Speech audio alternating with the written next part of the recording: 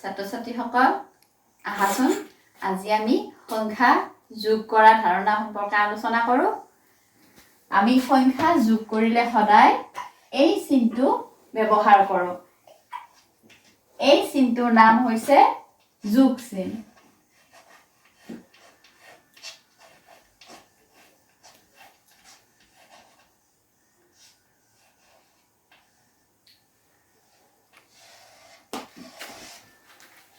এতিয়া চোৱা এইফালে মাৰ্বল আছে কিমানটা? এটা দুটা দুটা।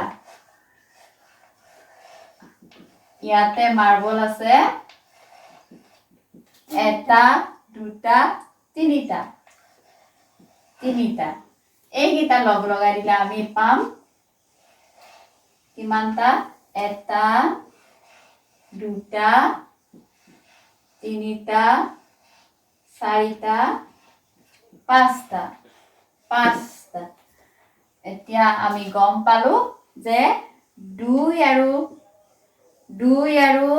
3 যোগ কৰিলে পাম কিমান? 5। চোৱা 2 যোগ 3 সমান 5। এনেকৈ আমি বেলেগ বেলেগ বস্তু যোগ কৰিব পাৰোঁ। এতিয়া চোৱা ইয়াতে কলম আছে 4টা।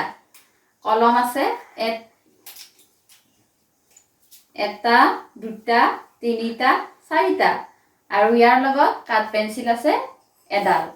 এই কলম আৰু কাঠ পেঞ্চিল আমি যোগ কৰি দিলে পাম কিমান?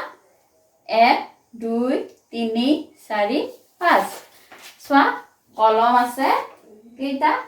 1 2 3 4। কলম আছে 4টা আৰু কাঠ পেঞ্চিল আছে এডাল। গতিকে আমি কলম কাঠ পেঞ্চিল লগ লগাই দি পালো কিমান? 1 2 3 4 5। কলম কাঠ পেঞ্চিল লগাই আমি পালো 5। এনেকৈ আমি বিভিন্ন সংখ্যা যোগ কৰিব পাৰোঁ। আমি হাতৰ আঙুলিও ধৰিব পাৰোঁ। এখন হাতত আঙুলি কেইটা? 1 2 3 4 5 আৰু আনখন হাতত আঙুলি কেইটা? 1 2 3 4 5। এই দুখন হাতৰ আঙুলি লগ লগাই দিলে কিমান হ'ব? 1 2 3 4 5 6 7 8 9 10। এখন হাতত আঙুলি থাকে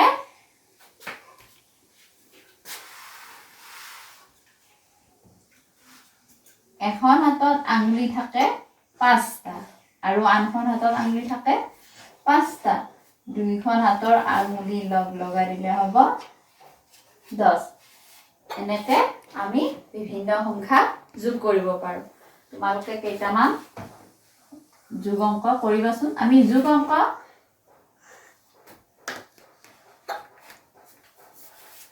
এনেদৰেও পাতিব পাৰোঁ।